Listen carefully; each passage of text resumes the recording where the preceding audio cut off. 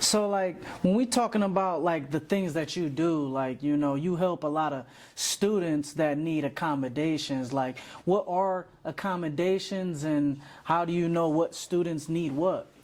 That's a good one. So in special education, it's very data driven, and how that works is a student will be identified as maybe having some learning difficulties.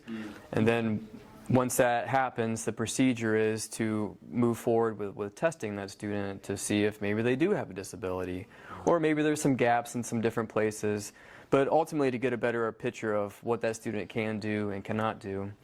So if that student takes testing and the data does come back that they might have a disability, and depending on what the disability is, then an IEP would come into play.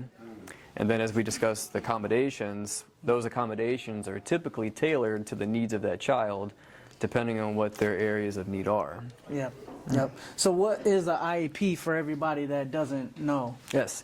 So in the world of education, we have lots of acronyms, and IEP is Individualized Education Plan.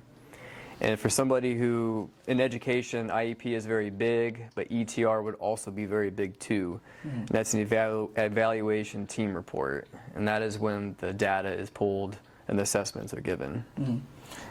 So basically, like, there's different teachers that come together and then they go ahead and like test the students and see what kind of like behaviors a student has and stuff.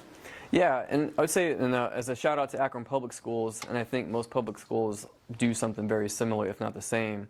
But for Akron Public, we generally have a school psychologist that's on site in every school throughout the day. So that person is trained to give these assessments, say like the Woodcock-Johnson.